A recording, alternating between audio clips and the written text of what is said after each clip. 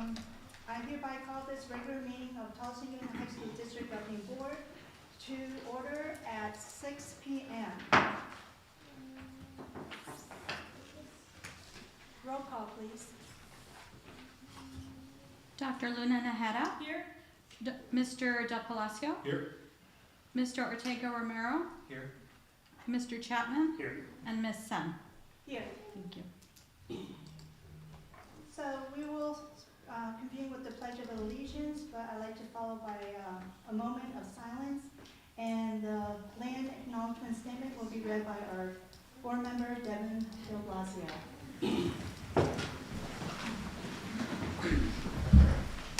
I pledge allegiance to the flag of the United States of America and to the republic for which it stands, one nation, under God, indivisible, with liberty and justice for all.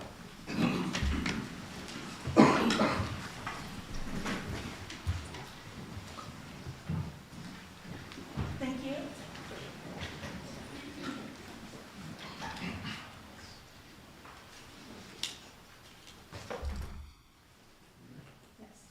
The Tolleson Union High School District serves 14,000 students with 15 indigenous communities represented throughout our 7 high schools. The Tolleson Union High School District Governing Board would like to acknowledge the traditional custodians of this land, the Akamela, the Atum, and the Peeposh peoples, and pay our respect to their elders past, present, and emerging. We recognize their enduring connection to this land, their rich culture and language, and the invaluable contributions they have made and continue to make in our community. And so as we gather here today for the Tolleson Union High School District Governing Board meeting, let us remember the significance of these lands and honor the legacy of the original stewards of this territory. Thank you, Madam President. Thank you, Mr. Devin Del Blasio. Now we'll move to the approval of the regular agenda. It is recommended that the governing board approve the regular meeting agenda. Can I have a motion? So moved. Second.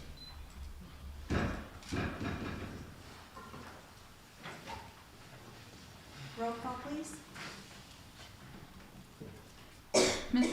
Dr. Luna Najera. Yes.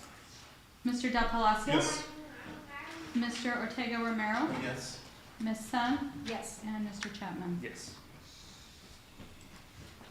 Next on the agenda item is the celebrations, proclamations for the Governing Board Recognition Month.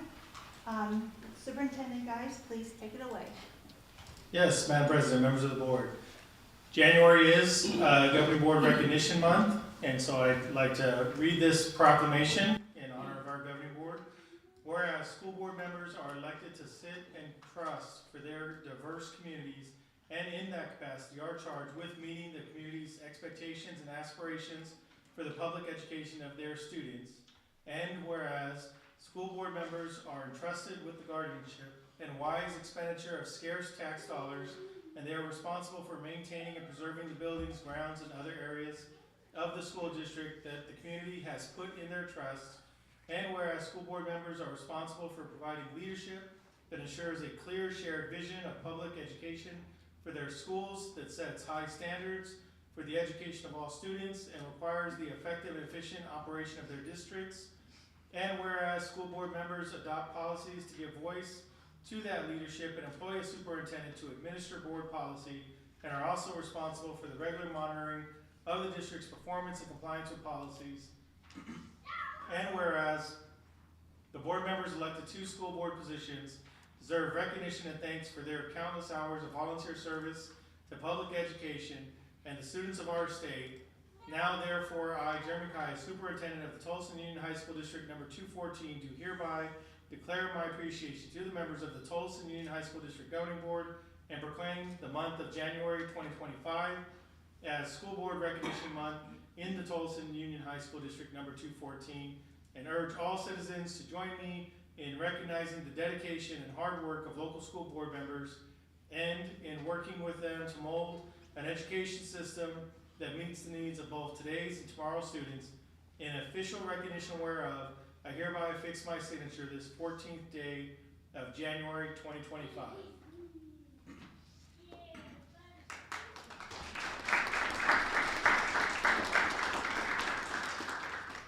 So we have also posted a nice photo of our governing board on all of the district's social media platforms to recognize and celebrate their hard work. Thank you for all that you do throughout the year for our students, staff, and community.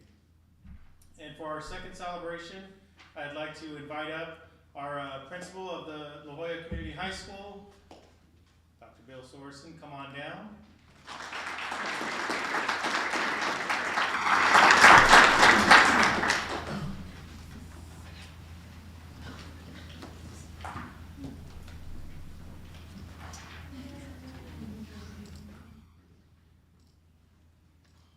President Sun, Vice President Chapman, Governing Board members, Superintendent Kayas, and the amazing Ms. Goodman. I am so grateful to be here to talk about student learning in La Joya Community High School. We start out everything on our mission, vision, and values, which is posted on that slide. But if I were to summarize our mission and vision together, it's within our crest that talks about post-secondary success through high levels of learning. High levels of learning is the modality in which we believe we will create the most students who are prepared for post-secondary success. I'd like to first start out by thanking our leadership team, Andy Heitens, Joe Williams, Jen Landry, Catherine Elsick, Ray Hernandez, and Tom Jung. They are with me every step of the way. If you could please stand up and be recognized, I'd be forever grateful.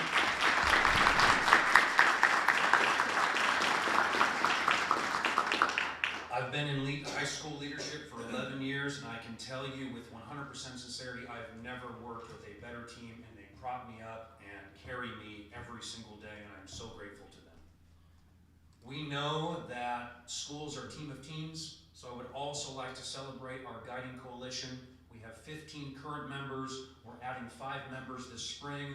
This guiding coalition helps navigate us through our PLC process that we believe will ultimately result in the highest levels of learning for our students. And this is a tight expectation, and we rely on these teachers to do the work and collaborate with others so that way we can get the results that we want. I'm so grateful to work with this group of educators every day. One thing I will tell you is we get into classrooms. If all of our administrators and leaders that you saw in that first picture hit our goals, we will be in over 1,800 classrooms this year. As of December 15th, we've been in 705, so we're about 40%. I can tell you the principal needs to up his game because he's only at 38%, but in the spring, we will get there and we will come close to hitting our goals because we will not lead through our inbox. We will lead in classrooms. We will make connections with kids. We will make connections with adults. One change that we've made based off of staff recommendations is they would tell me, hey, Bill, I know you guys get into classrooms. I want feedback. You come in, you pop out, you go out. Unless it's part of the evaluation system, we don't get to see anything. So one thing that we've implemented this year is, if you look at that pink poster, that's in our admin building, or our principal conference room, that just tracks week to week the number of observations. In order for it to count as an observation, we must give feedback. And we just use those simple cards that you see there. It has our mission, our vision on it. It has a tight expectations of no earbuds in the classroom. And we write either a grow or glow within that classroom visit, so that way teachers can at least know that we observed something. Traditionally, when we write things down, we want to give a glow. If we want to give a grow, it's usually in a conversation. And first up, for Classified Employee of the Year, Miss Patty Munoz.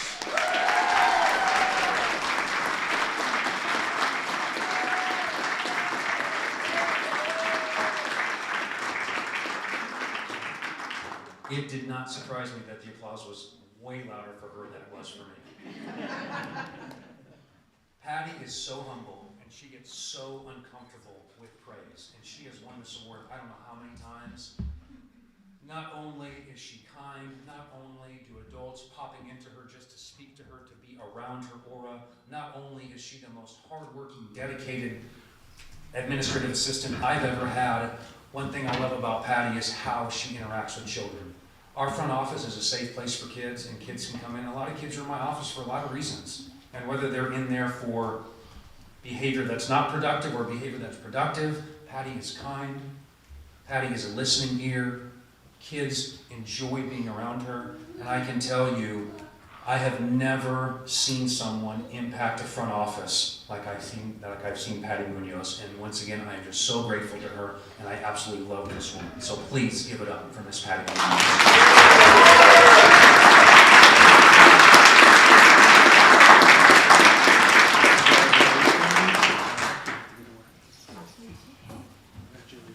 as she's collecting that, even in the picture, she didn't want to smile because she just does not like the attention. But I can tell you, it was overwhelming that she was the classified personnel of the year.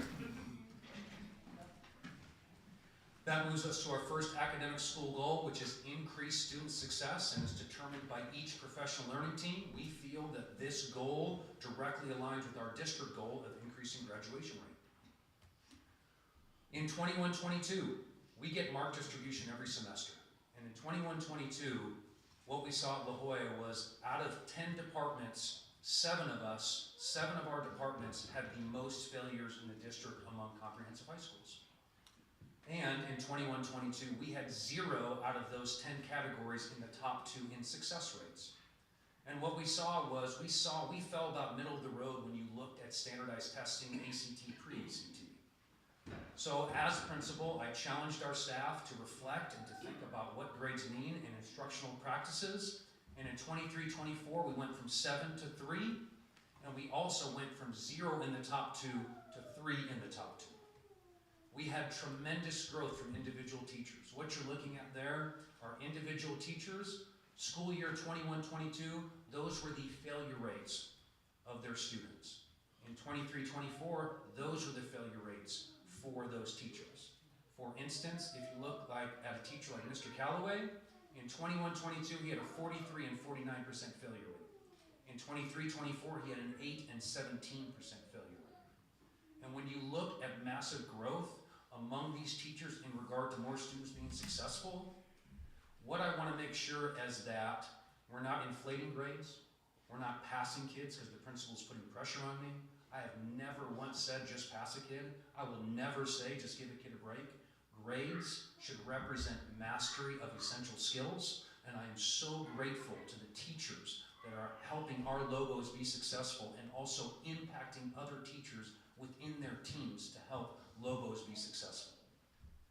That has obviously correlated. If you take a look, 20-24, we had about 50% of our seniors enroll in credit recovery. We're down to about a third. And we know the more students are successful, the less we need things like classes of credit recovery. And I'm so grateful to the work that our teachers and administrators and leaders have done to help our students, put them in a position as a senior to not just graduate, but graduate and. If you are worried and in your sympathetic nervous system worried about graduation, it's very difficult to think about after graduation.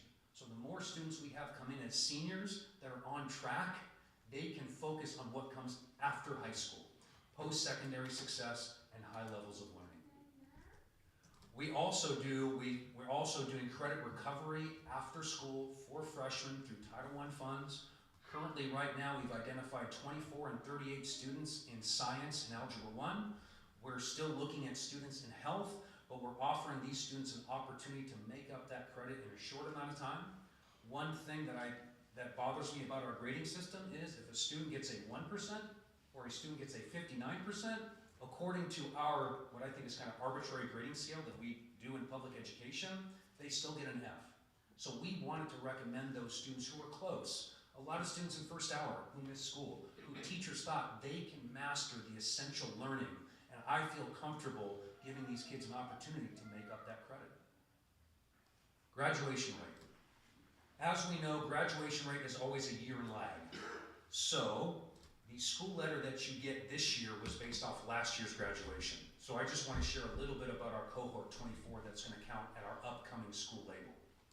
Of those 77 students, we had 42 of them that were either dropped after 10 consecutive days or were students that left and then we never got a records request. So if a student leaves your school, you need to make sure that they're enrolled in some other school, otherwise they count against your grad rate.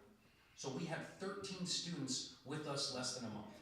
And what I'm saying is I am racking my brain how we make these students feel connected, because many of these students who are with us less than a week haven't had success in previous schools. And they're coming to us credit deficient. And we will be the Statue of Liberty. Give us you're tired, you're sick, you're poor, we will make you part of our pack and you will be successful. But it's challenging. I am so grateful to the members of DLA and Nikki and Travis and CEA and Lighthouse, and I'm also thinking about how we build stronger connections when we have 17% of our non-grads not on our physical campus, right? If they go to DLA, if they go to CM Lighthouse, they still count as logos. So these are things that we're thinking about that are captured in graduation rate that may not directly align with student success, but if you're members of the public and you look at that graduation rate and you look at that label, you start to reflect and think about that. This is where we are right now.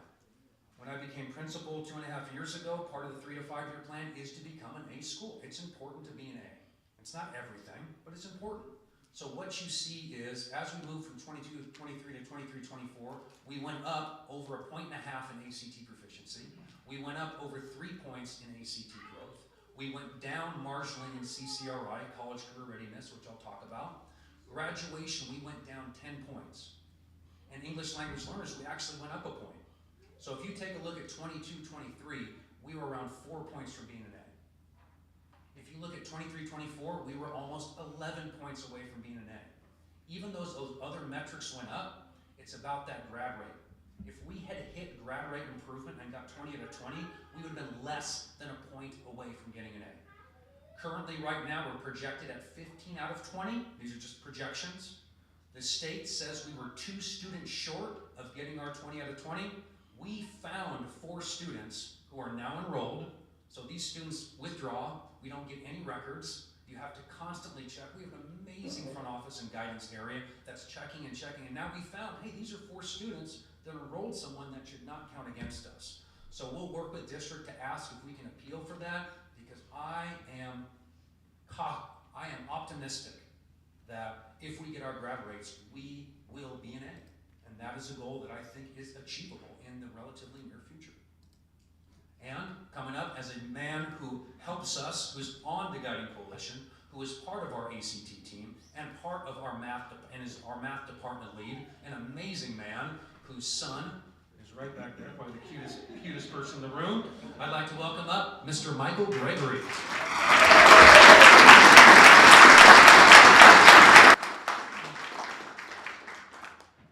Another very humble guy, and I can tell you, I really enjoy solving interesting problems with Michael.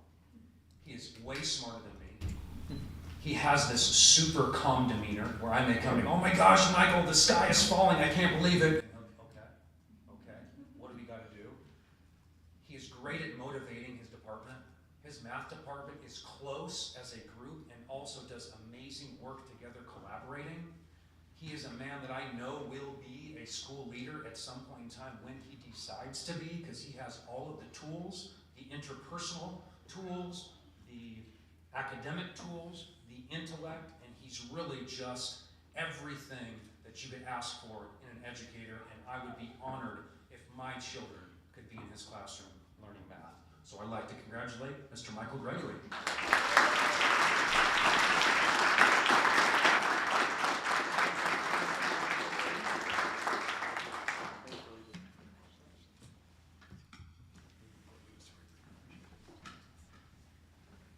That will move us right into our second goal. And our second goal is La Joya Community High School will increase high-stakes assessment scores that are aligned to post-secondary success. And we believe that this goal is directly aligned with our district goals of ACT proficiency and CCRI. For the last 4 years in a row, La Joya fall ACT scores have gone up in math, English, and reading every single year over the last 3 years. Every number you see in green, that means the number went up. Red means it went down. So the last graph showed you the growth that we've seen in our composite, our math, our science, our English, our reading. What I can tell you went down in writing, and we're not really sure why, but that's informing our practices this year. We know that ACT is like a 4-hour test, and writing is at the end after lunch. So we're not sure if it's a skill or a will. We met with the English department. They have trouble getting kids to write, so that is a major focus of ours that we are looking at this year to address that. Our spring ACT scores, we went up in every category for the last 2 years except for 3. Our pre-ACT scores for sophomores went up every single category from last year to this year. So if you were to summarize our ACT scores from 21 to 24, 15 out of 17 fall ACT scores increased. 13 out of 16 spring ACT scores increased. 5 out of 5 pre-ACT scores increased. So out of those 38 metrics, Lobos increased in 33 of those 38 scores. And when I spoke to you about student success, we're starting to see a correlation between student success in the classroom and performance on the ACT, which sometimes allows me to sleep at night knowing that we are not inflating grades, that grades show true mastery, and we are truly living our mission and vision of post-secondary success through high levels of learning. I just want to share one thing. I'm going to share something about the state and how they put point values to student scores. Students are not numbers. Every single statistic has an individual story of an individual Lobo that we love and care for. But I just wanted to share this. In the middle, you see how we're rated as a state. If a student is minimally proficient, we get 0 point value in regard to our state label in proficiency. And just like if you have a 1% or a 59%, it's still an F. If you take a look at our math and ELA, whether you score a 1 in math or a 15, according to the state, that's minimally proficient, and you get 0 points. In ELA, the cut is between 14 and 15. So whether you get a 1 or a 14, you still have 0 points. If you take a look at La Joya, both of our highest frequency in numbers were of those students that were right next to partially proficient. So you had 78 Lobos score 15 in math. That's like one question. We had 47 Lobos score 1 point away from ELA. So although we may have those students in and minimally proficient, I can tell you that that only tells part of the story, because I know that if a student gets a 15 on an ACT, they are more prepared for post-secondary success than if they get a 2. So those were successes that I believe at La Joya that are not measured in our state label and ACT proficiency. I can tell you our ACT top performers are celebrated. We have our ACT top 10 leaderboard that's updated every year. It's up in our cafeteria that students can see as they wait in the lunch line. We celebrated these students at our homecoming assembly, just like we call out football players and cross country. We called them out, we invited parents. I can tell you I want another ACT top 10 leaderboard in our gym that's digitized, so that way we can celebrate these students for doing an amazing job on a super hard test that I don't know what I would score on. And coming up, another student who does a great job with academics and is a super high performer is Alejandra Villanueva.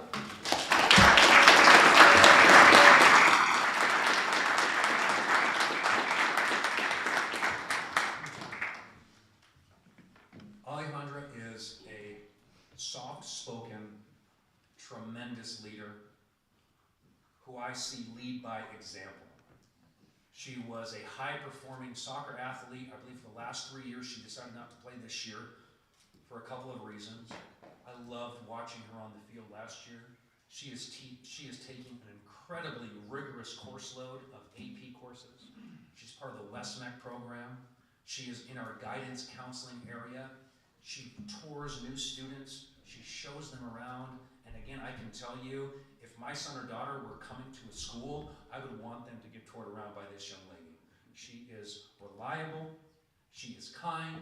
I enjoy saying good morning to her every morning that she comes on campus. And she truly brings a very positive, kind, soft-hearted, but yet very competitive and rigorous kid who I know is going to be a pioneering leader of our free world of the future. So please give it up to Alejandra.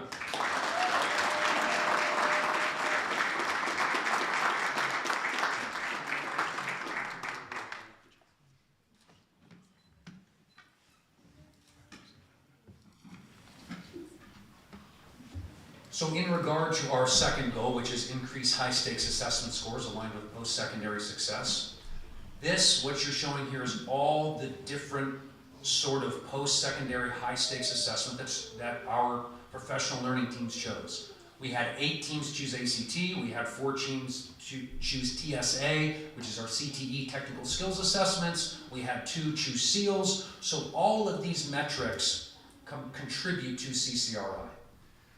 One thing that you do as a leader is if you give teams freedom, You have to inspect what you expect. So part of our annual PD plan is we do check-ins with these high-stakes assessment goals with their SMART goal worksheets, and we have our next one tomorrow. So we monitor them, and I can tell you, looking at our SMART goal worksheets, our teachers are doing amazing work without the prompting of administrators, which is just amazing, and the power of the Guiding Coalition, the power of the PLC process, and the power of our educators. As a separate effort, we are increasing dual enrollment eligible classes, senior ELA and chemistry. We have done some intentional ASVAB testing that we feel could give students opportunities after high school. We're changing some of our world language practices. We're reviewing our eligibility because we believe we can get a military bonus point. We're pushing FAFSA, and we also have a work keys plan for next year, which are all directly aligned to that CCRI number that the state gives us. Our AP test registration continues to grow, and this will be a statistic that will become important when I talk about IB. We went from 376 to 762 to 858 AP test registrations. I can tell you, so many of our AP teachers are kid magnets, and they convince that our kids can learn at high levels and push themselves, and there's nothing that they can't do. And one of my favorite things about being a Lobo is often people underestimate us, and I love it. You tell me I can't do something, that means you're going to manipulate me to try to do it, because I love it when people underestimate us, and you should not underestimate a Lobo. And a young man I know you should not underestimate is our male student of the year, Nasir Smith.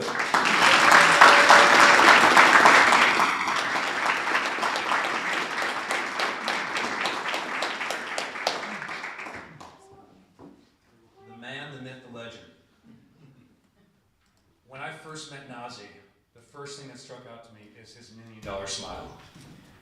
There it is, bang bang, right there. I hope we get it on YouTube. That's a good opener. That $1 million smile comes with just radiant, I guess kids call it aura, I'll call it energy. Radiant, positive energy. This young man is kind to everyone. I think he may have played 5 or 6 different positions for us on football. Somebody would go down, he would step up, he would be quarterback, he'd be receiver, he'd be DB, I think almost even like a strong safety linebacker, but like he was everywhere. Always with a positive attitude. Always, hey, what's up, Dr. S? Hey, what's up? Always dapping me up. I don't know what he's going to be. I don't know if he's going to be the next senator of Arizona, the next president of the United States, the next CEO, but this young man, shake his hand and get to know him, because in 10 years I may be calling you for a job, because there's no doubt that this young man has the interpersonal skills that are absolutely going to correlate into future success, and he is going to give so much value to his community. Absolute honor for me to know him and all of our Logos of the Year. Nasir Smith.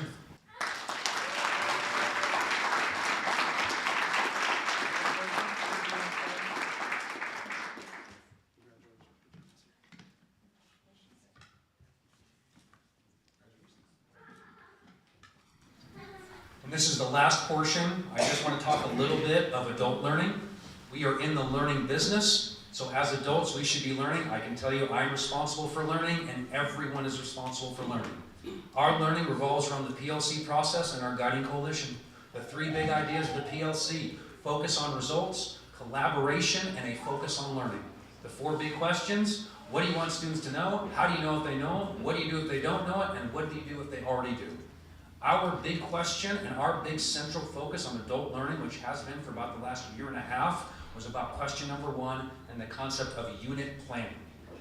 Unit planning may seem simple to people outside of education, but to truly do the work, you need to select essential standards. You need to unpack those standards into essential skills, take those skills, put them in a logical and complete learning progression, and as a team, determine what does proficiency mean. And I can tell you, there is so much complicated work to do in each of those 4 columns.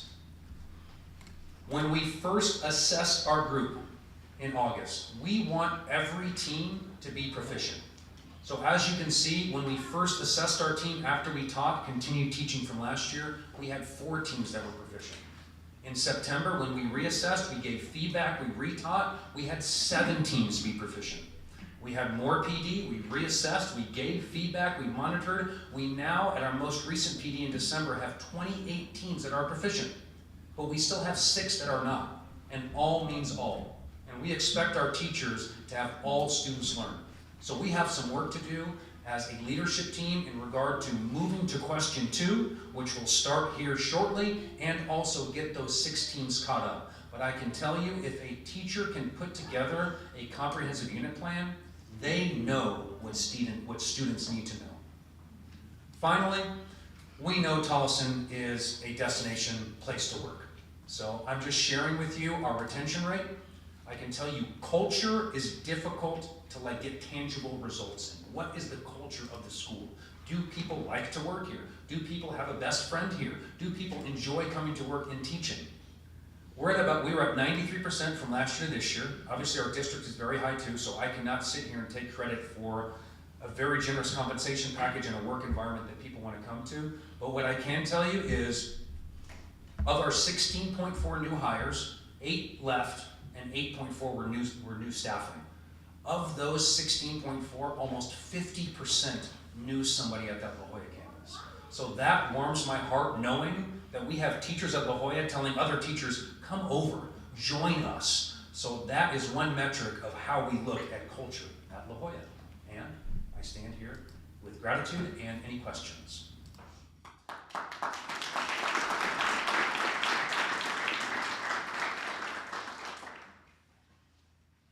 So, Dr. Sorensen, thank you so much for that informative presentation. We're so grateful for your presence and the knowledge and your service, and I do thank you that foremost.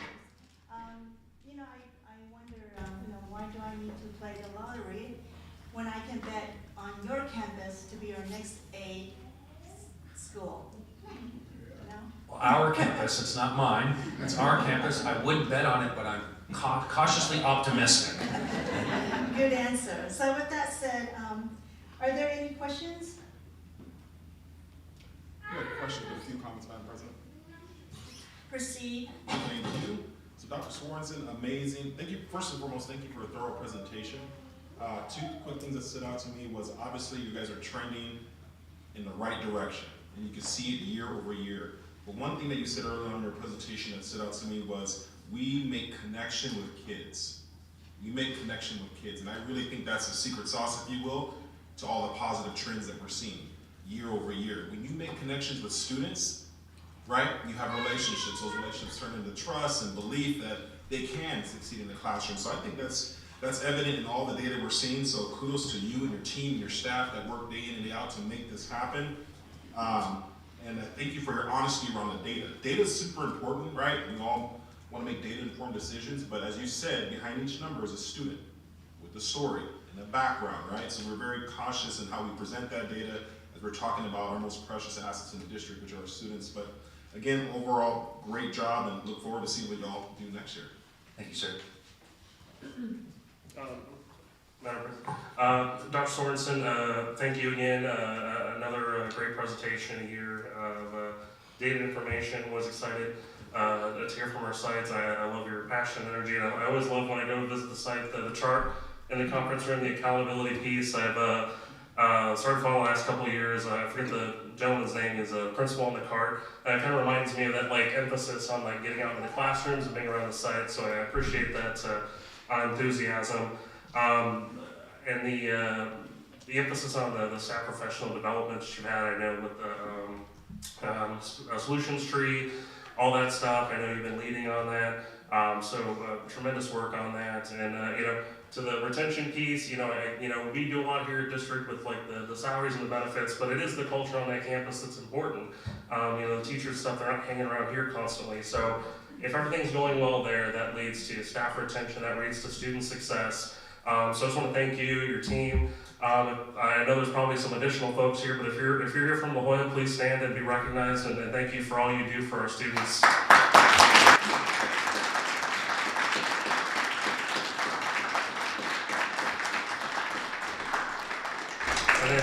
And then real quick too, I know we had students and staff we celebrated, but if you're parents or a spouse or relative of the individuals we recognize, please also stand. This is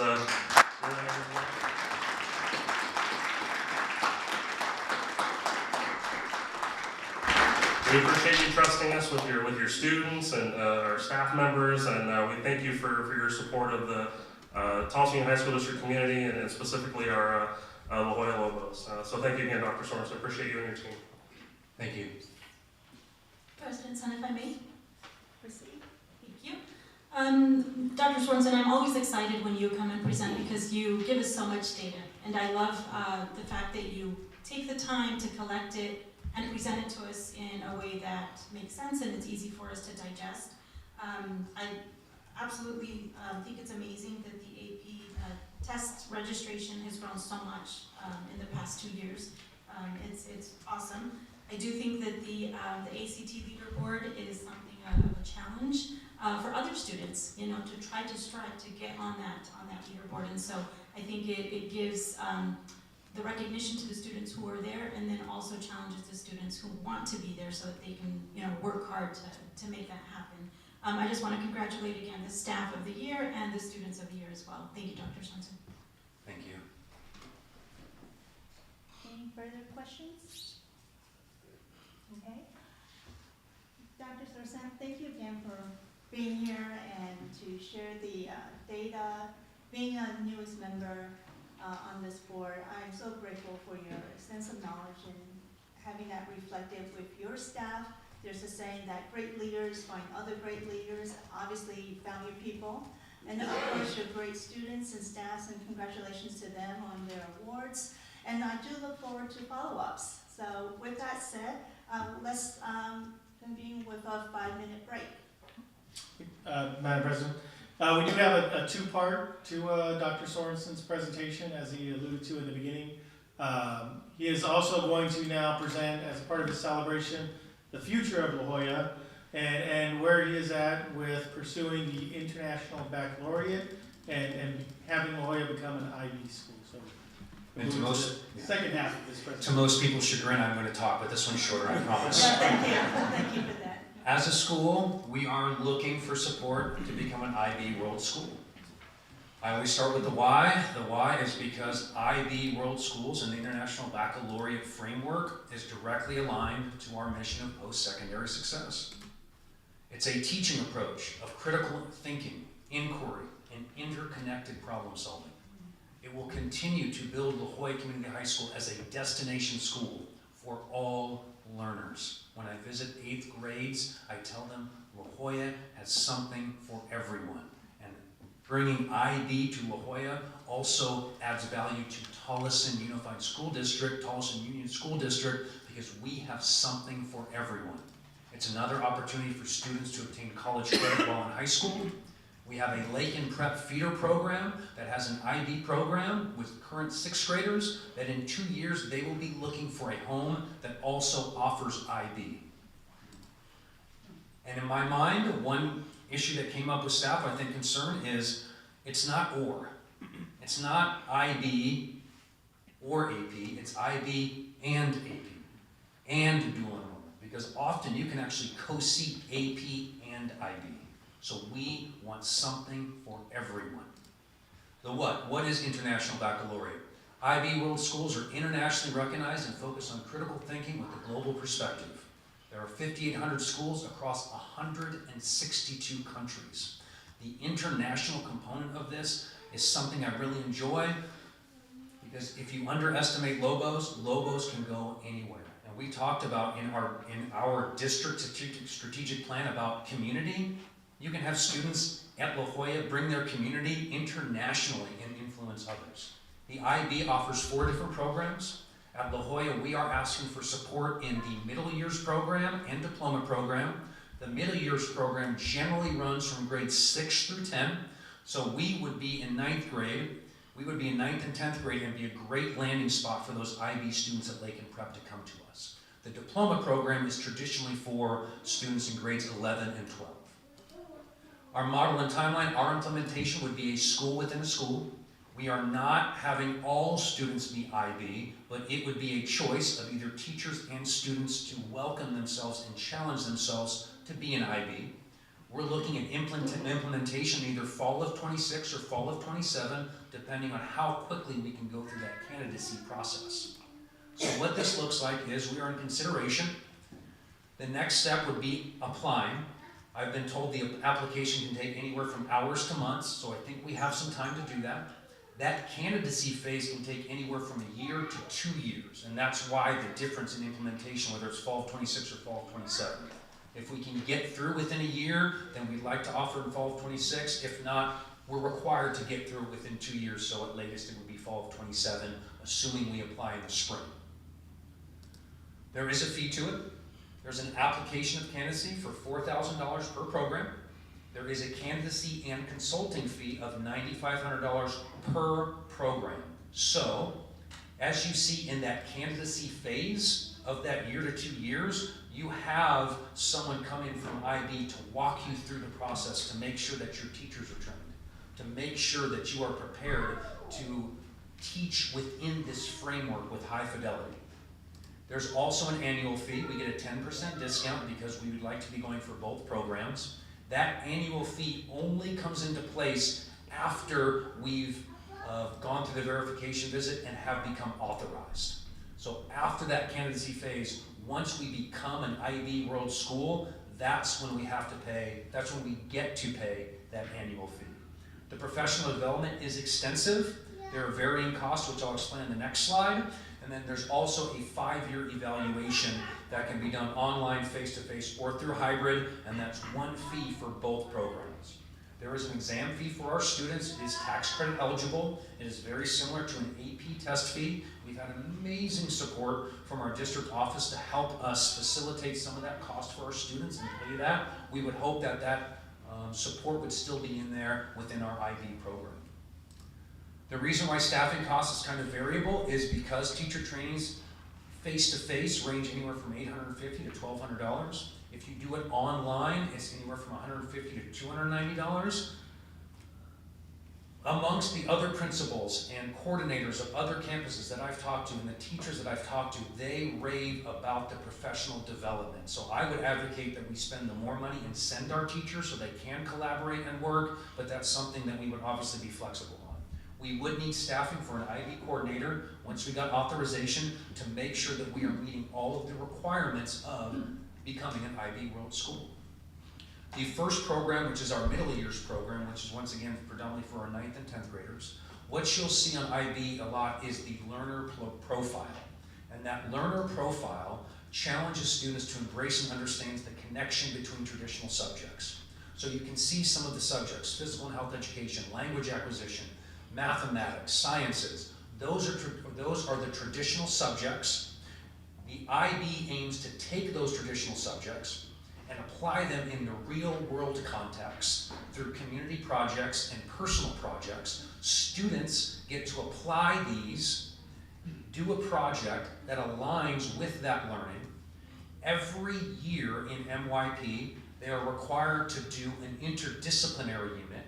So science teachers and math teachers plan together to do a unit to show the interconnectedness of these subjects. And sometimes in high school, you specialize, so you learn these skills in isolation. If you are an IB World School, it is required that you show the interconnectedness between these different disciplines, and students take a critical thinking, real-world approach to learning, hands-on, learning how to learn. The other program is our diploma program. And once again, at the center, you see the approaches to learning. Students get an opportunity to take a class which is theory of knowledge, which challenges students' knowledge in regard to how do we know what we know? What is true evidence that you can rely on? How do you judge things? And in this world of perpetual 30-second videos that are inundating us, telling us what to think, telling us what to buy, and this free world information, we need to create logos that graduate with a critical lens and know what knowledge is and question what knowledge is. They have an extended essay, which is up to 4,000 words, that they get to choose what they write on. They also have a CAS, which is a creativity, activity, or service project, which can range anywhere from putting on a play for your community with 9 or 10 students to learning new musical parts, to building a community garden. There's all kinds of choices for students to do this. They must study 2 languages, which is a great benefit to us. We have many students who are bilingual and are linguistically gifted, if I can say Miss Boston correctly. Linguistically gifted. Let's lean into our strengths and have these languages be learned by our students within this concept of our learner profile of being an IB World School. This is one study, and I have these studies if you'd like.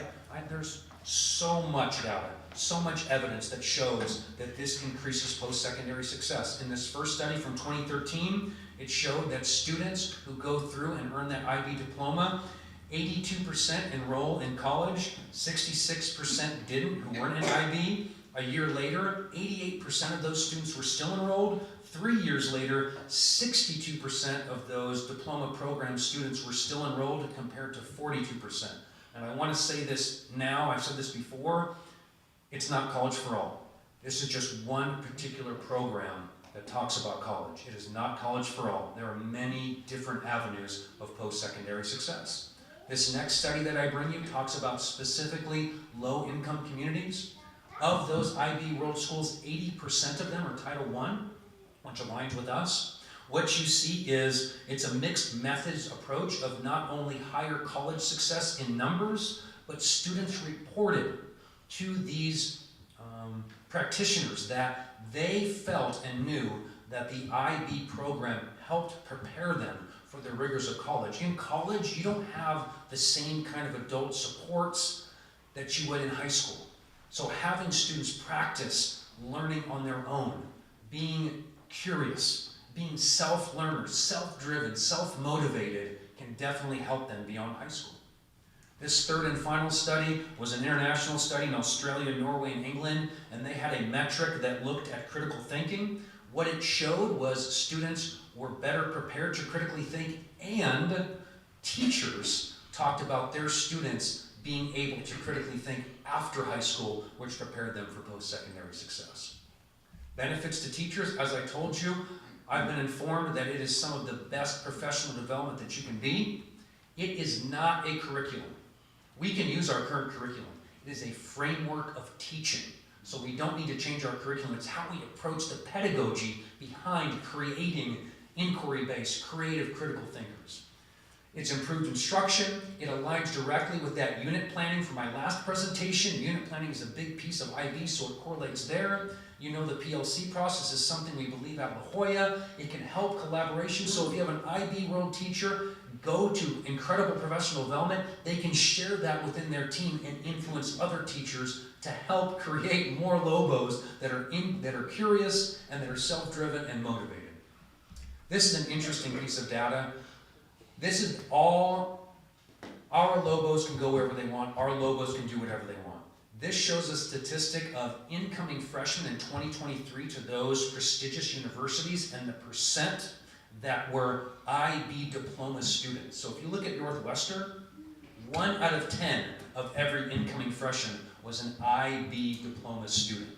And if you look at those selective universities, that creates benefit to those students. There are specific scholarships tied directly to IB. So it can help some of our students reach beyond their own perceived ability levels.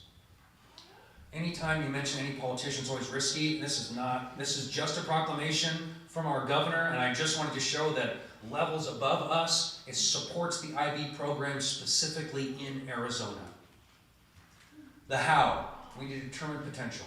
You saw the number of AP students that we have is continuing to grow. Our dual enrollment continues to grow. I think our students are hungry for more opportunities to learn at high levels.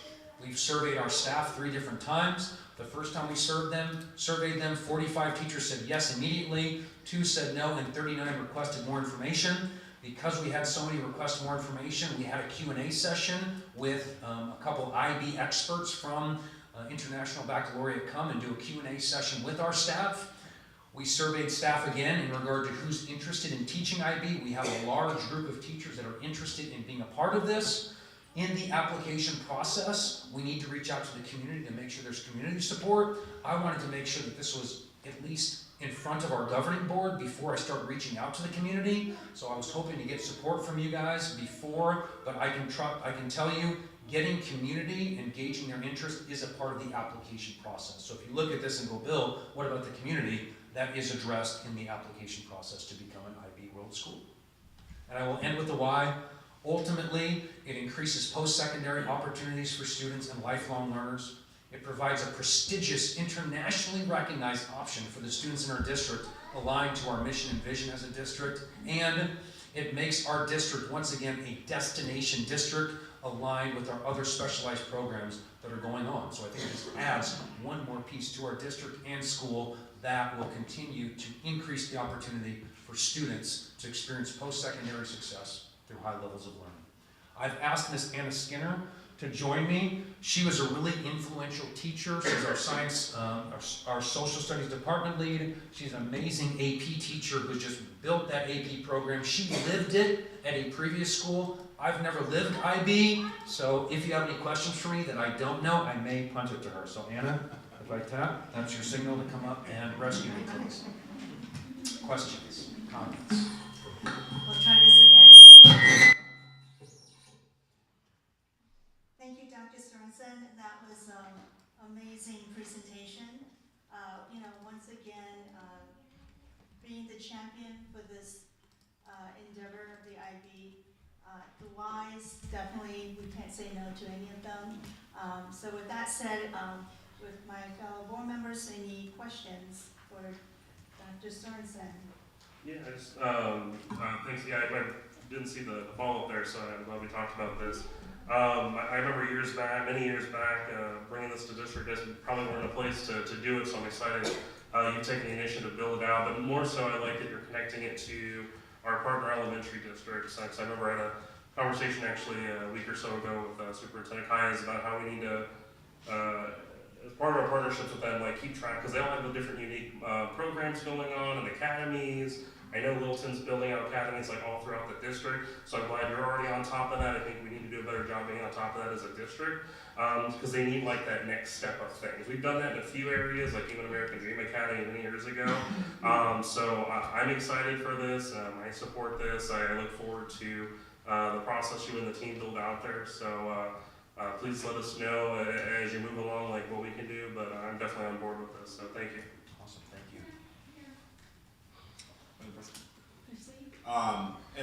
Thank you so much for the presentation. Another study shows, and you touched on it briefly there, that IB students are 22% more likely to get accepted into these Ivy League schools, and that's huge. 22%, that's tremendous. And so for me, anything we can do to diversify our learning options for our students, we ought to do it. It's a wise thing to do.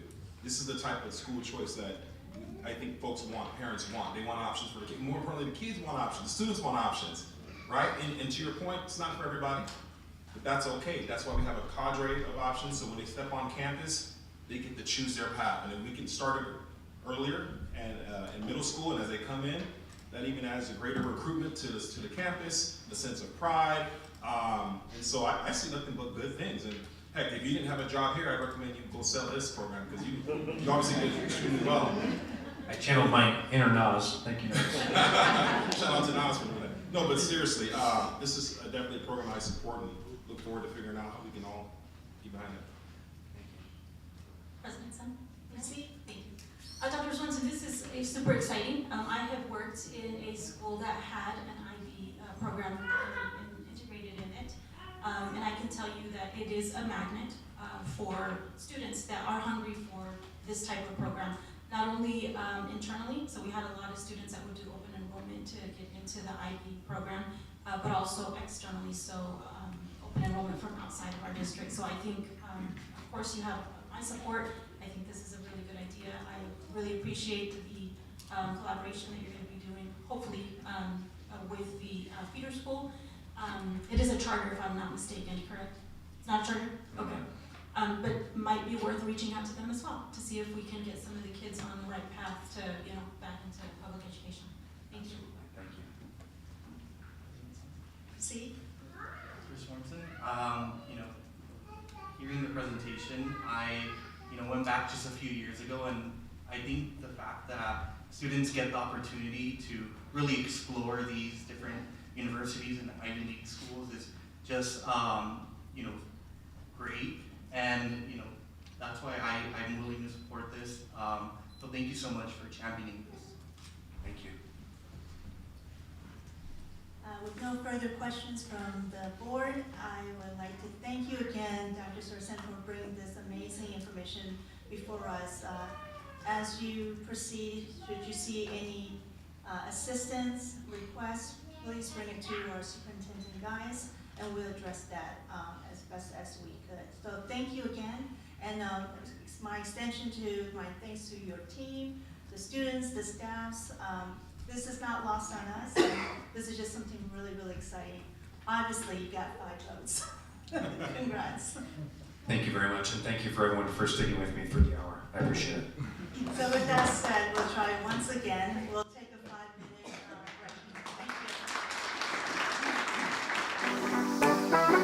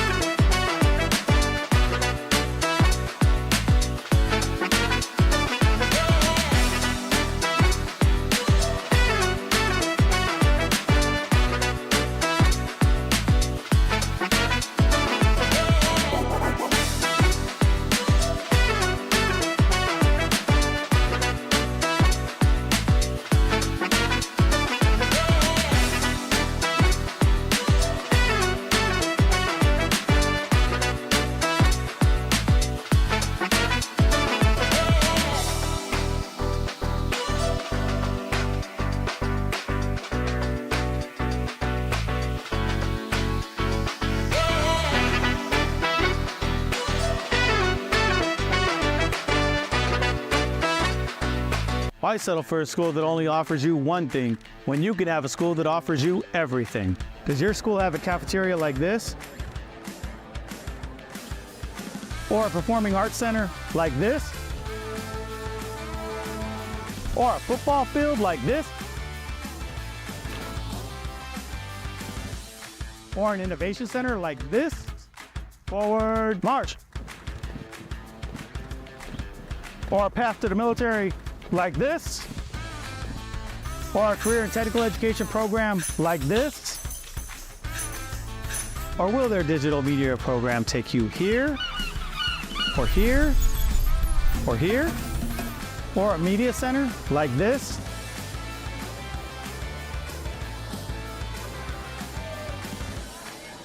You can find all this and more at the Tolleson Union High School District. Enroll now.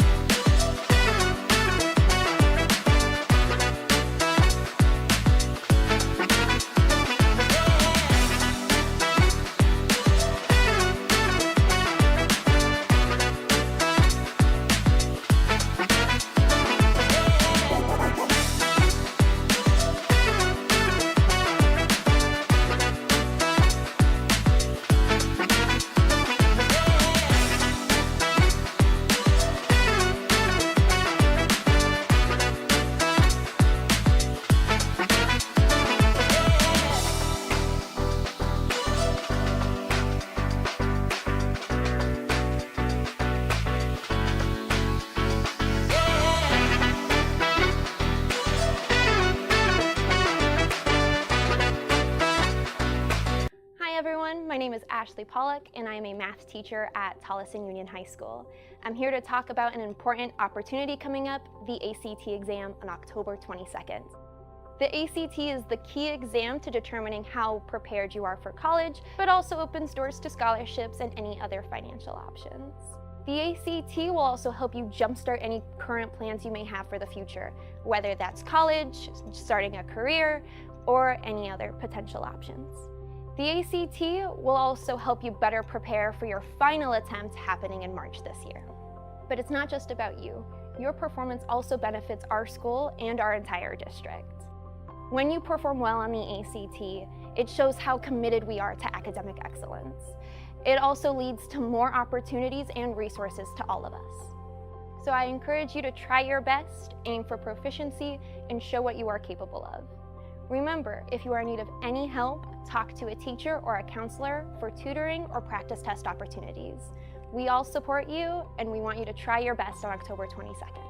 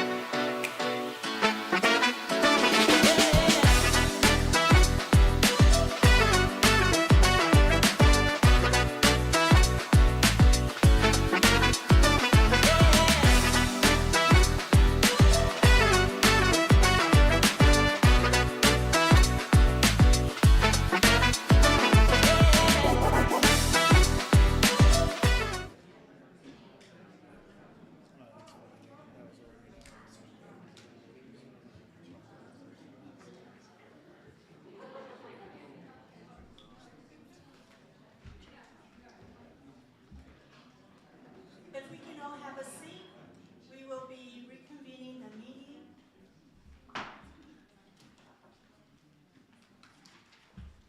So going on to the next item on the agenda will be the,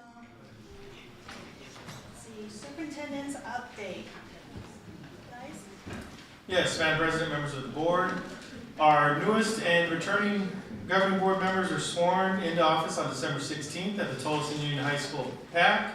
Mr. Stephen Chapman, we want to congratulate on returning for another term, and congratulations out to our two new board members for successfully winning their seats to join us for a term as well, with Lisa Sun and Miguel Ortega Romero. So congratulations to our new board members. And I hear Mr. Devin Del Palacio did a fabulous job with moderating. I've heard nothing but compliments about the event. Unfortunately, I wasn't able to attend, but I want to congratulate our board members for their successful election.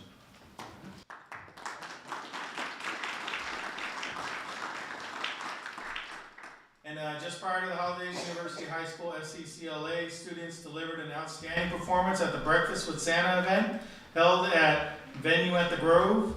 Our students served 390 guests with remarkable professionalism, managing every aspect of the event with skill and grace. They were responsible for all kitchen operations as well as front of house tasks such as serving and bussing tables. Each student owned their workstation and contributed to the seamless execution of the event.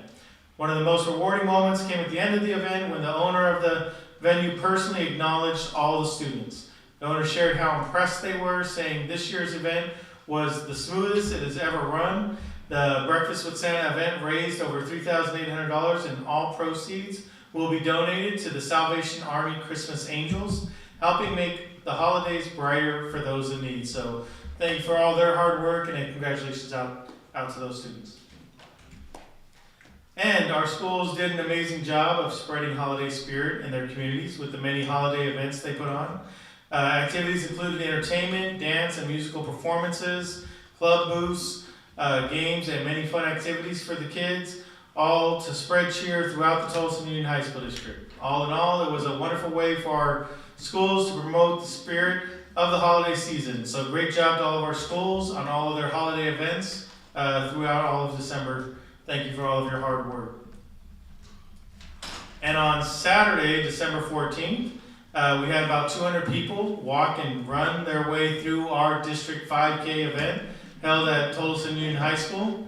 It was a beautiful day to be outside supporting all of our participants, including our youngest athletes, for their fun run. So a special thanks to Copper Canyon and Tolleson students for helping to support the race, and also to our benefits team and HR team for helping to support that event and make it another successful event.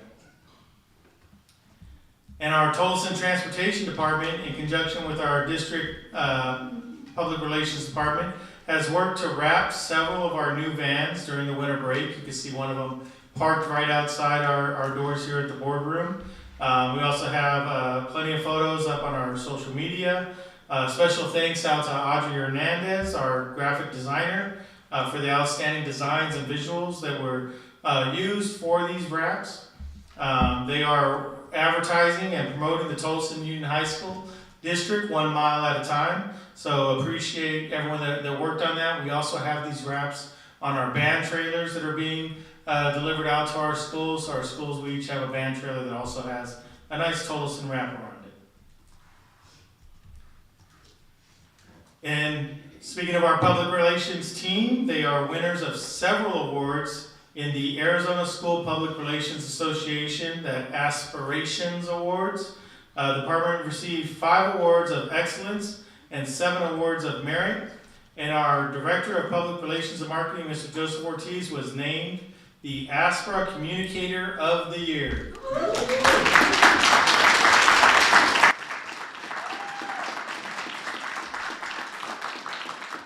Communicator of the Year, you can't be too shy to wave now, Joseph.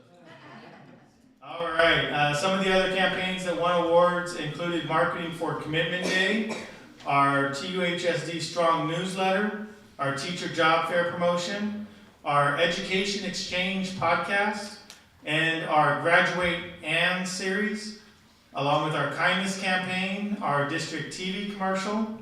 They all won awards, so many awards for our PR department. Keep up the great work. They went 11 for 12, so out of the 12 awards that they were putting in for, they ended up winning 11 of those. And that's just some of the good news since the last time we went.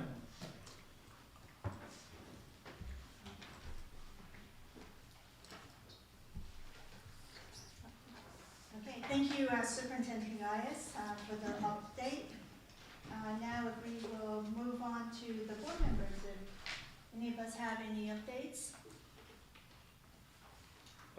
So real quick, I just wanted to welcome everyone back. Start of this semester. Hopefully everyone had a good couple of weeks to relax, enjoy family and friends. I'm excited for this semester, the school, rest of the school year to finish out. I just want to thank you all for your continued work and dedication to our community and our students. I look forward to getting out to the campus this semester. I was already at Tolleson U High this week. Look forward to visiting the rest. And we also got to drive around Tolleson in the electric bus just about an hour ago. So glad to see that fleet's coming in and we'll get the infrastructure in and we'll start moving in that direction. So thank you to our transportation team. With that, just hope everyone's having a good start to the semester. Mr. McGill? Yeah, thank you so much everyone for being here. Last week I was able to visit La Joya Community High School. I was with President Sun, and I thought we had very productive conversations with Dr. Sorensen. So thank you so much for the visit. Later this week I'll be visiting Sierra Linda, and later I'll be visiting the other schools. But I really look forward to seeing the different types of investments that we made on campus. I know I saw a lot at La Joya. And obviously the work that the board, with the help of the district, can do. So thank you so much. Dr. Luna Nahara, do you have any updates? No updates, just thank you everybody for your hard work and for kicking off the second semester strongly. Thank you. Mr. Devin Del Blasio. No updates, Madam President, but again, I just want to, Mr. Ortiz, 11 out of 12? That's wild. That is amazing. Let me get another hand clap for our communications department. Because communications, that's how the story of our campuses and our district and our students and our families, and that communication is important for community and parent engagement. So you know you're doing something right. Obviously, you're being recognized by your peers in this state. So I just wanted to congratulate you. I appreciate it. Thank you. Okay, so I do have some updates, but mostly just comments. As your newly elected president of the Tolleson Union High School District Governing Board, I am deeply honored by your trust and support.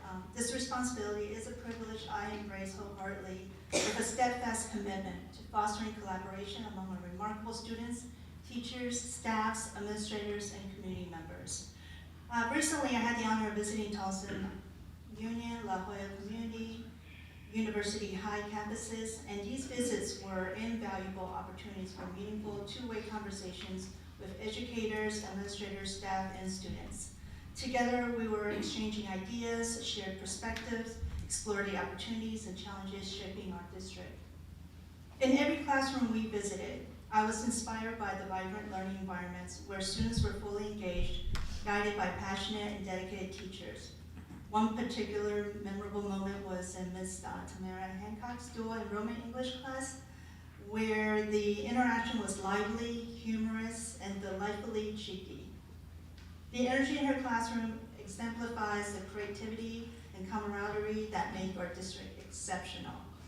I also want to extend my heartfelt gratitude to my fellow board members, Vice President Chapman, Steve Chapman, Devin Del Blasio, Miguel Ortega, and Dr. Luna Nahara for their unwavering commitment and dedication. Working alongside Superintendent Jeremy Geis, who has done extraordinary work in bringing our district to top-tier status in financial management, performance, and leadership is an honor. But for me personally, I must also recognize the backbone of our operations, our assistant, Lupita Goodman. Lupita works tirelessly to support 5 board members going in different directions, all while keeping our superintendent Gaius in tow. Her dedication is the unseen force that makes our collective successes and achievements possible. As your president, I will strive to ensure that every voice in our Tolleson Union High School community is heard. Every challenge is met with innovation and resolve, and every achievement is celebrated. Together, let's forge a path where the promise of education shines brightest, and the dreams of our students become the foundation of our shared legacy. Yours gratefully. Thank you.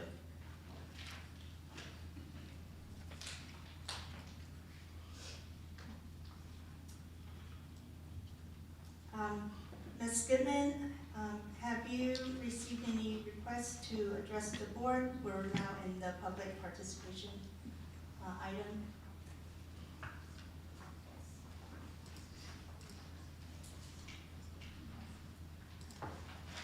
So we have Daviana Belquist. Is she here?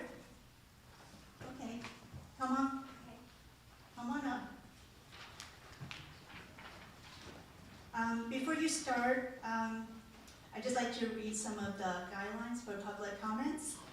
All regular and special meetings of the board shall be open to the public.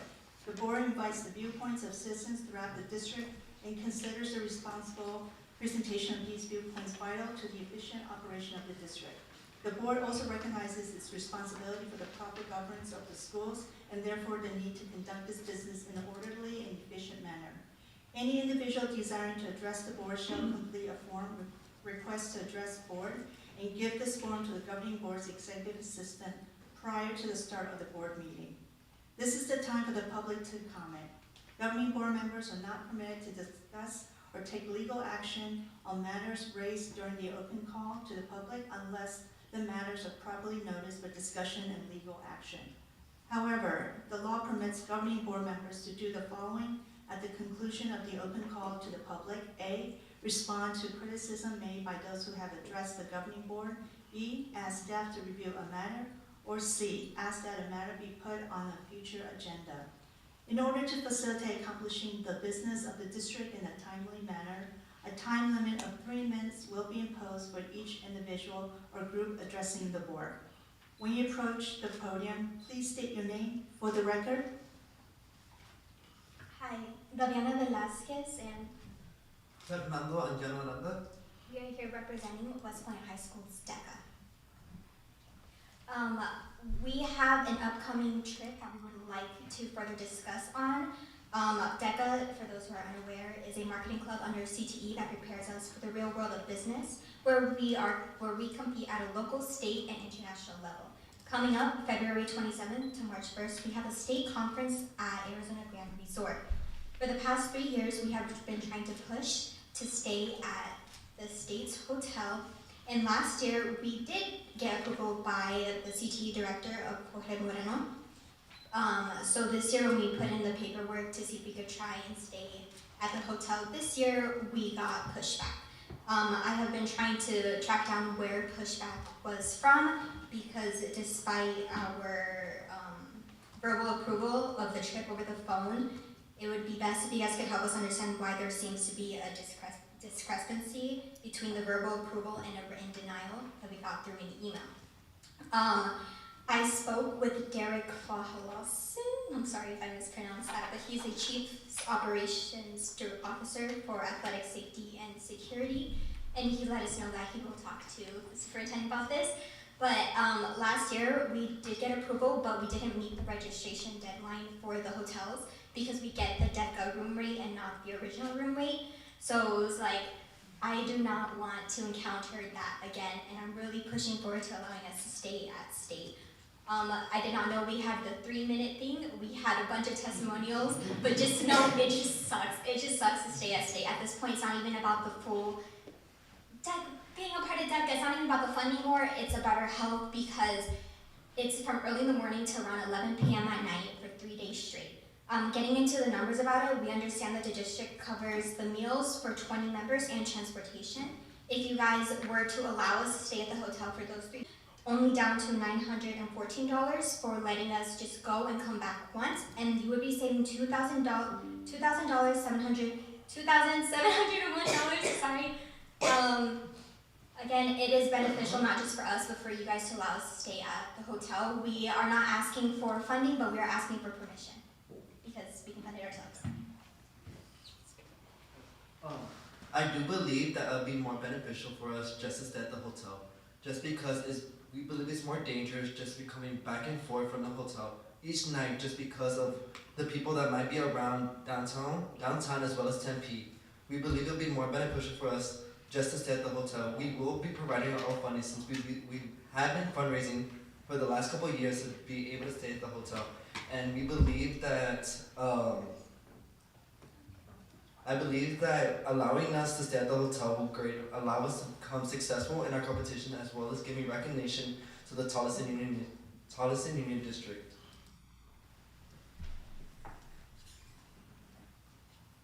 Thank you so much.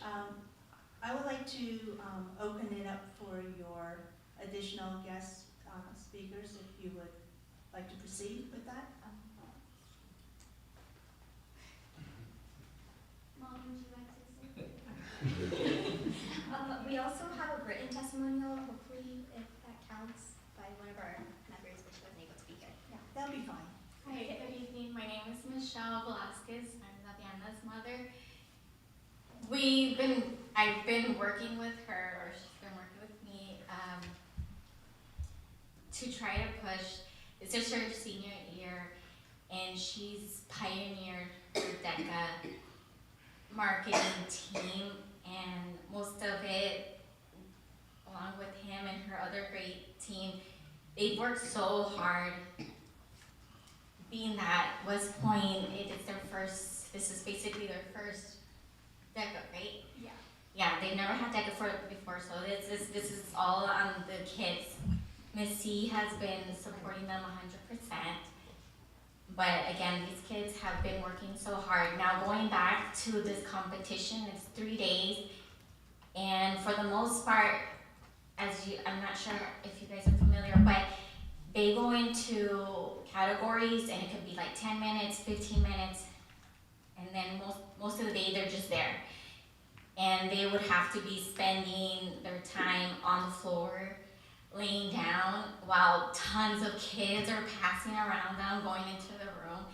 In addition, they're not getting the experience, with the other kids that are coming from state, enjoying themselves. They're on the floor, making sure their bags are not getting stolen, and figuring out what to eat. And then the parents having to pick them up at 12 o'clock at night just to drop them off at school again at 5 in the morning, for them to go again and try to do the best that they can with the limited sleep, and and just having to. It's more of them just staying there and just sleeping on their literally laying on the floor because they have nowhere to stay. As coming from a parent, I feel like it'd be more beneficial for the kids for them to stay there. Overall experience for them to do. Thank you so much. And Mr. Chapman, I think I was just gonna thank you for sharing that. DECA student myself, and I judged for several years. I was gonna Superintendent, you, Mr. Moreno, can follow up on this, and Mr. Paulson, if you're involved, and get back to us in the next couple of days on what the logistics are and what we can do. So thank you. Sorry, we can't really engage with you back and forth, but we will follow up afterwards for sure. Just registration ends January 30th, so I've been really trying to push so we don't have the same issue come up last year. Can we get somebody end of the week? Absolutely. All right, Thank you so much. Thank you.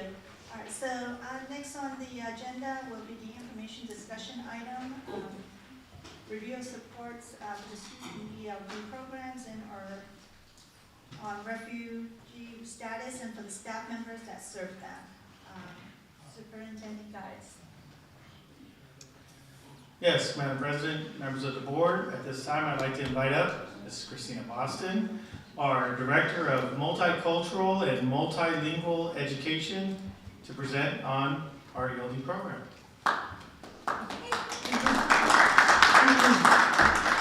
And Brittany Moreno is apparently joining already. Yes. Good evening, Madam President Sun, Vice President Chapman, members of the board, Superintendent Cayes. Wishing you all a very happy school board month, right? Yes. Congratulations. My name is Christina Boston, like the superintendent said, and I'm the proud director of the Multilingual Multicultural Education Division of the Office of Learning and Academic Success.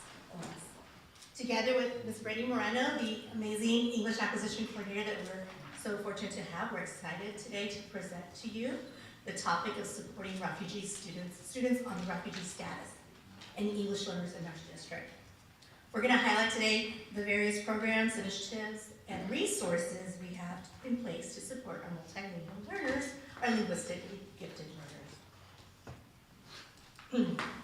As we go through Tolleson Union High School District, we serve a diverse student population. Currently, we have 14,038 students with English learners or multilingual learners, approximately 10% of that, 1,458. 1,082 students are in the EL program. Well, we have 217 students that are parent withdrawn. They're not in the program, but they still have to take the Azella assessment. We have 146 students that are dual labeled. They're SPED and EL. And of those, we have 47 newcomers on the refugee status. Of those 47, my friends, 45 are at Sierra Linda, Bulldogs. And so we have some students that do really need support. Many of those refugee students are newcomers and limited in their English proficiency based on the Azella assessment. And also we have some long-term English learners, students with exceptional student services, and those who speak over 24 languages, demonstrate the rich diversity within our district. Ms. Brittany Moreno is sharing with you all the languages that are composed in our district, and Spanish being the predominant.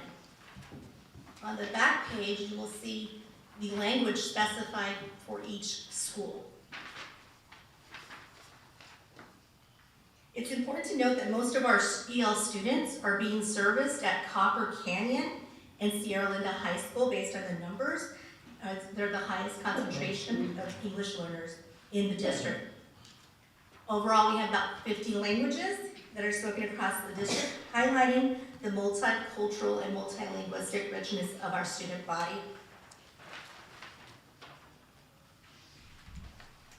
Through our partnership with the International Rescue Committee, we ensure that refugee students and EL students are provided with the support they need to transition smoothly into our district. Under McKinney-Vento Act, students are experiencing homelessness or instability are immediately enrolled to and from school, which helps them maintain educational consistency. So we've been working with the office with Ms. Angela Garcia in that division. We also offer free meals, essential school supplies, as well as the access to the clothing closet. That's been very popular with our students.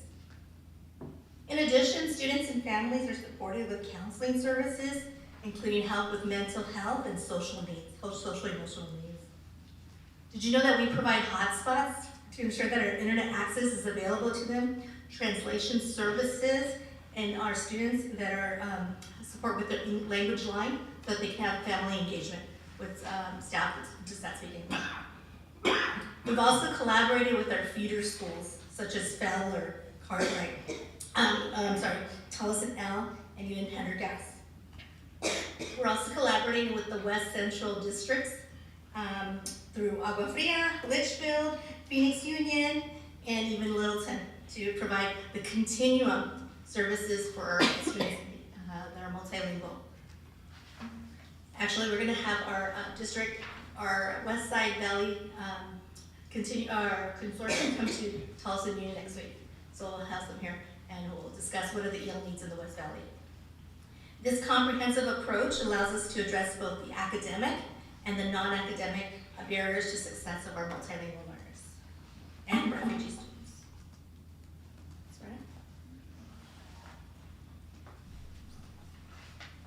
In our EL classrooms, we provide a wide range of resources to both teachers and students in achieving academic success. So for teachers, we offer support on the Arizona English Language Proficiency Standards, or the ELP standards, and structured English immersion coursework. And that ensures that our teachers are well equipped to deliver instruction to our EL students. And all of our EL teachers are highly qualified, and many are SCI endorsed as required by the law. We have instructional assistants in classrooms to provide additional help. We offer after-school EL tutoring to reinforce learning outside of the classroom. And for student learning, we utilize resources such as HMH English 3D, Rosetta Stone to support English acquisition. Additionally, we provide bilingual dictionaries for ACT preparation, and this helps students develop both content knowledge and language proficiency. Our focus on professional development through events such as NABE, which is the National Association of Bilingual Education, and other conferences like from the ADE OLS, the Office of English Language Acquisition Services Symposium, and this ensures that our teachers stay current on best practices for supporting our multilingual learners.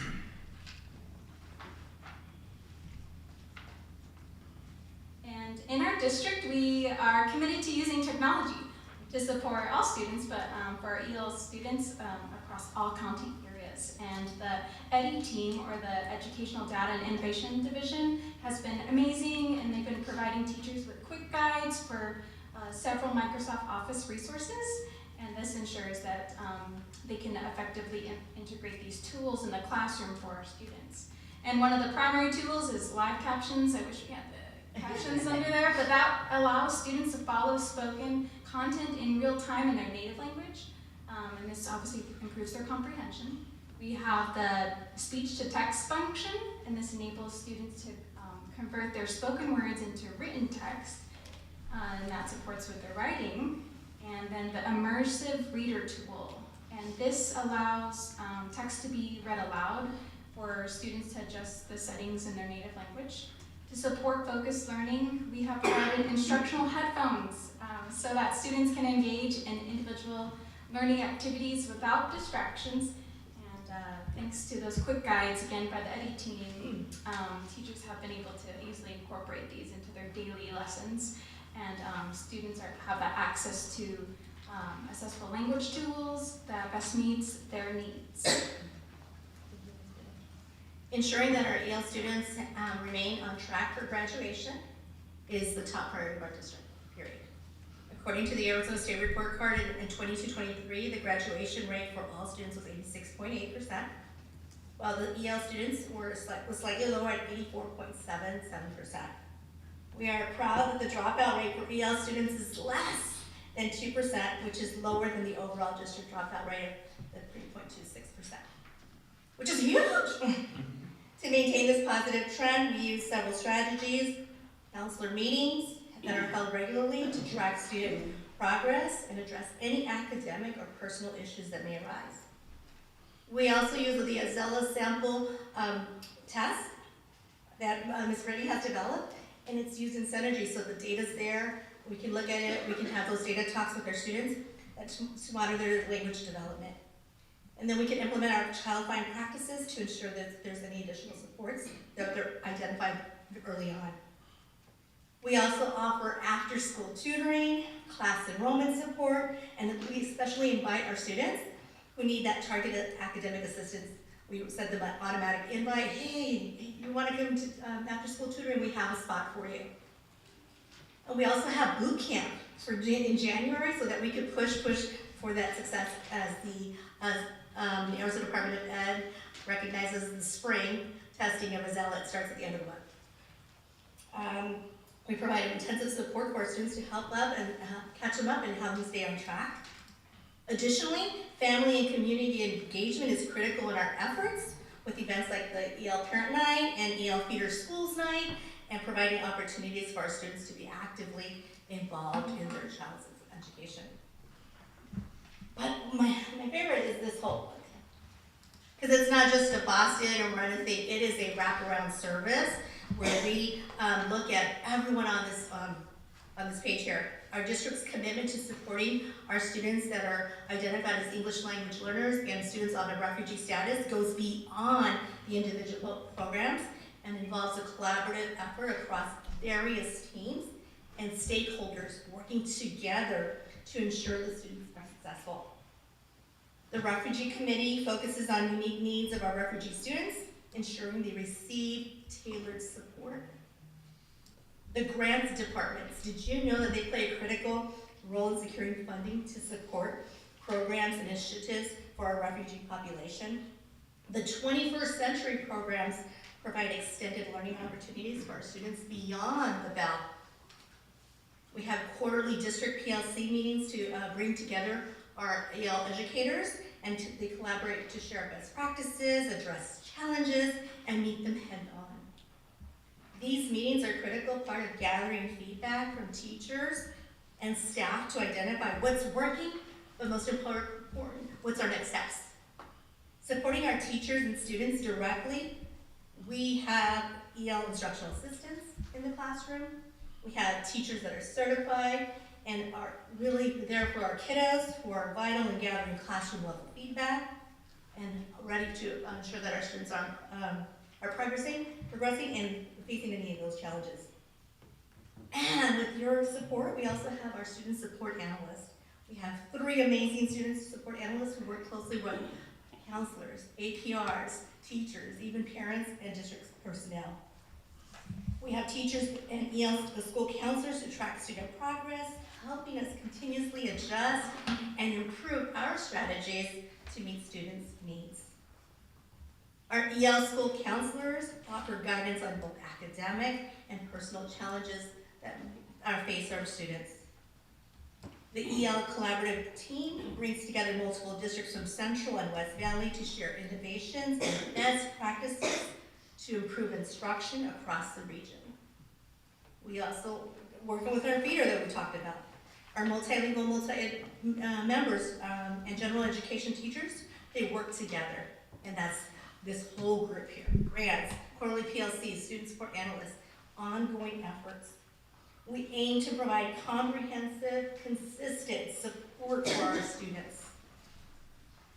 And that's because you charged us with that. And we won't stop. We're looking for a zealot proficiency so we can continue to empower students in every endeavor. Thank you. Any questions? Let's see, any questions, Dr. Luna?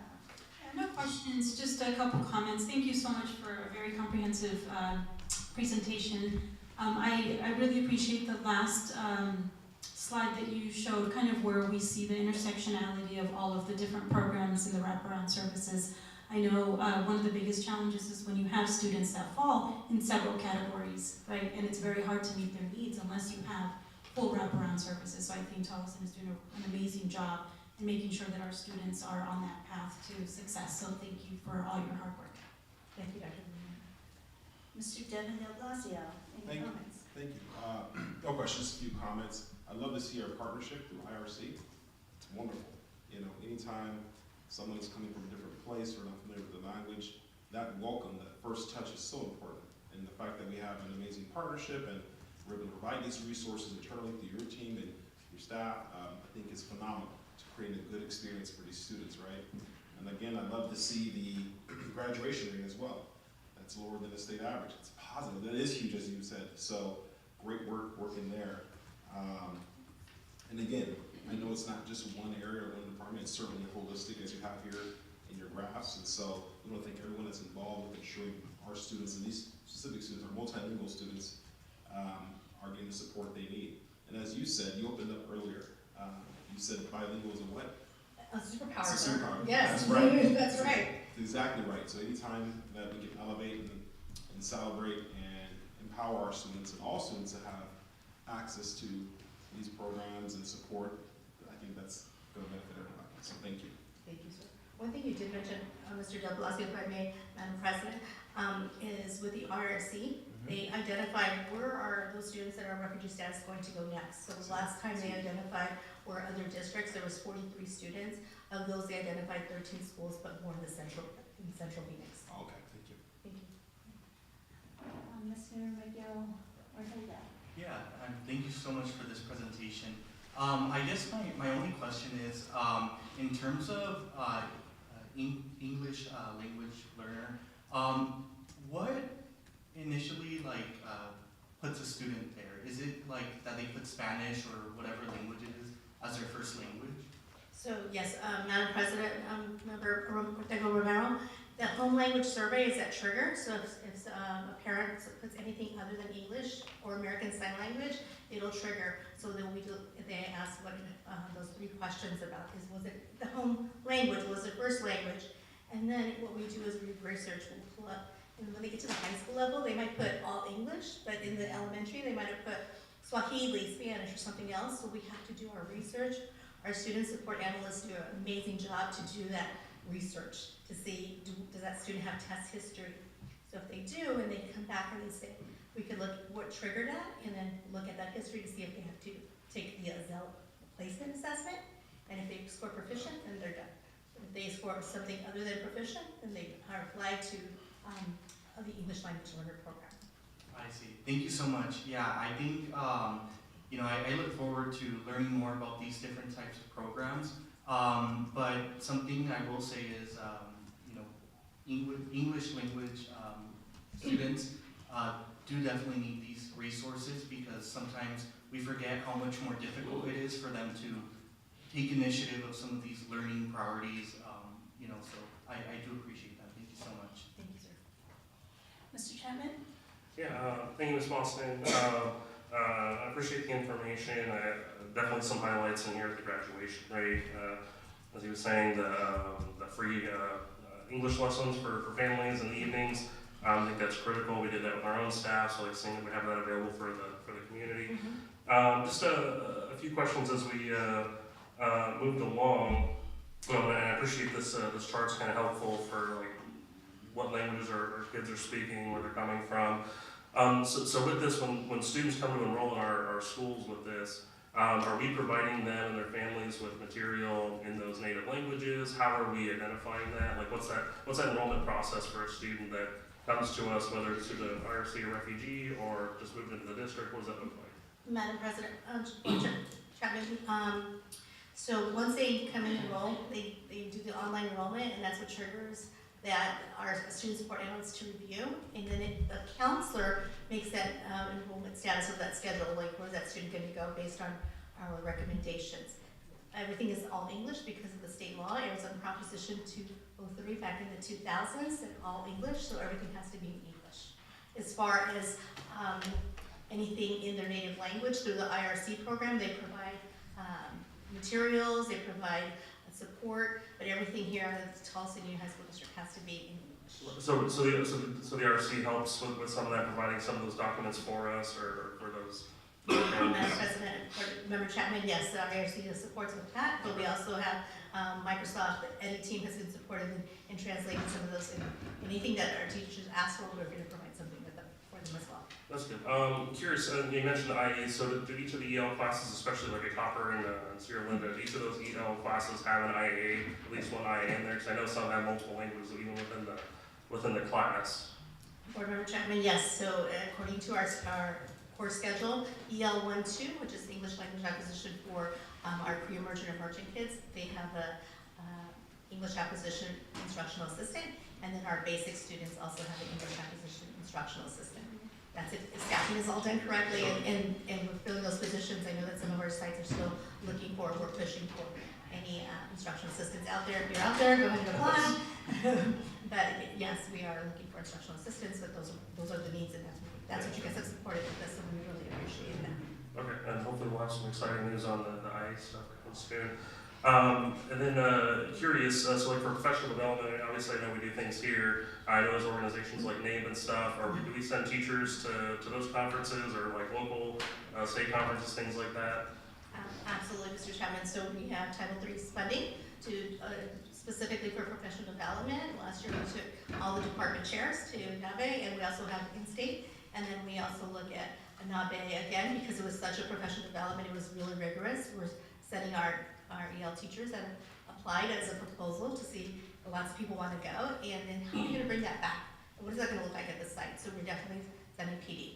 We had, even today, and we had a PD for Rosetta Stone. Okay. So it's ongoing and continuous, and we look at what the needs are, and then what are indicators from assessment as we look through the 4 questions to see what do we need, our next steps for our teachers. Yes, good. The Rosetta Stone piece, the translation piece, because I'm kind of curious. So it sounds like we're providing a good deal of professional development opportunities for our EL staff. So I know the student has that class, but then they're going to be enrolled like in math, science, like all those other ones. So for the teachers that have those students in there, is your team able to kind of help them with like what that looks like with that student? Because they could be varying degrees of speaking English. That is correct, sir. We also have, we're able to, with our Title III funding, is send some of those teachers that are interested in looking at their roster. You know, we have second hour math. Hey, that teacher needs help. What can we do? So today we spoke with our coordinators throughout the district to say, yes, you can definitely send somebody using our budget. So we'll be looking at those as well. Okay, well, and so like during like the day or the semester, so how are we ensuring that students, so if I come in speaking one of these languages and very little English, and I'm going to my, so I know they come in at different grade levels too, so they could be coming in as a junior for the first time with us, being put in like geometry or algebra 2, so how are we ensuring that a student that, enrolls with us, first day of the semester or mid-semester and algebra 2 outside of the EL, like what are we doing with that student to make sure that they're like understanding the math that we're teaching them so they're not getting behind? I mean, graduation rates obviously look great, so I'm just kind of curious on what that looks like to make sure that we're getting them there. So it's continuous professional development, whether it's PD day, continuous with our coordinators, looking at best practices for students that are multilingual. It's best practice for everybody, whether it's a sentence frame, whether it's a word wall, looking at identifying those heavy research-based items, relationships.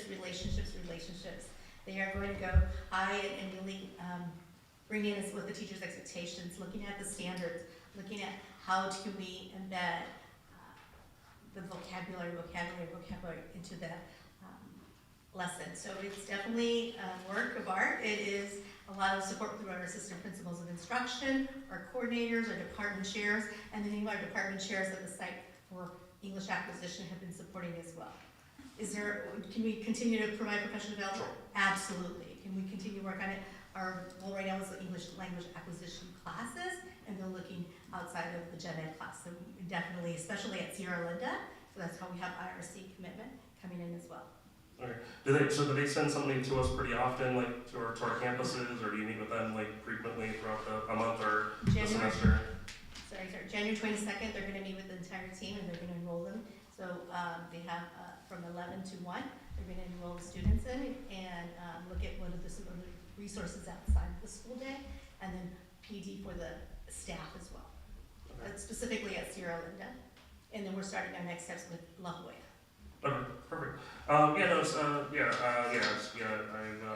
know we kind of talked about these programs kind of over the years, so I know, with the influx of some of the refugee populations, some of the new languages and growing languages, I was kind of curious on where we are from, like several years ago. So appreciate you and the team putting this together, getting the data, and working with our staff at the sites to make sure that these students and their families are getting the supports they need, especially if they're brand new here and might not have a lot of ideas of what to do and who to turn to. I'm glad that Tolleson, the IRC, can be someplace they can turn to. So thank you both. Thank you, sir. Thank you, Mr. Chapman. So, me being myself a multilingual student back in the days, one of the needs when I was growing up was the ability to transfer the information that I received at my elementary school back home. And one thing I would always wish for students of multi-background is to have the school, the support, the community, to ask us what we need. Culturally, ethnicity, community. Because as much as little English we speak to start off with, depending on your age, you can catapult learning the English language, as some of you have already experienced and witnessed. And moving forward, I think the programs that you have in place with all the support is amazing. My question to you is, are any of the programs that are not enough, even though you have it, do we need more of it within that program? And also, where do you need additional support, funding, and what does that look like? I would like to see where we can support you in your program, and so that you guys can turn back to your students and to say, hey, we can do this based on your input. So I would like to see their input either be done through surveys or to have a trusted member, staff, teachers, or even a fellow student that can translate, convey, pass on any information they feel relevant. You'll be surprised how simple their request may be. For me, I was just asking for an extra snack that was more palatable to my, comfort. Or it could be as, can we have the instructors to speak slower? Can we have technology that we can use on our cell phone to download various apps or AI that will help us translate within our own language? Or whatever their suggestions, that's where I would like to get more information on, moving forward. But the presentation that you brought before us is phenomenal, is thorough, is comprehensive. It gives us a bird's eye view of what is happening on the front line. So thank you for that. And please continue to hold the line because we will be happy to bring reinforcement. Thank you for your time. President Sun, thank you so much. Thank you.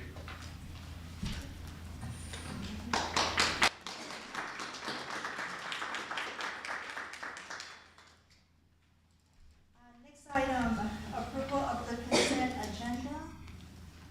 Motion to approve the consent agenda? Can I have a second? Second.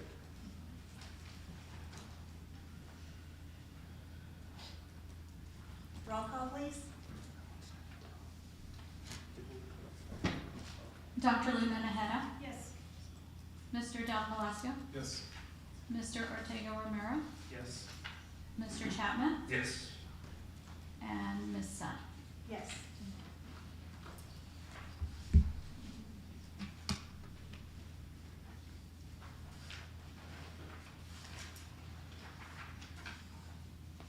And now, do we have any requests for the future agenda items? If so, we can email that to Superintendent Yas with your requests. Our future meetings of our governing board will be on January the 28th at 6 p.m. And then February the 11th, regular meeting, 6 p.m. February the 25th, regular meeting, 6 p.m. And with no further comments and items, I hereby motion to adjourn the meeting. Second.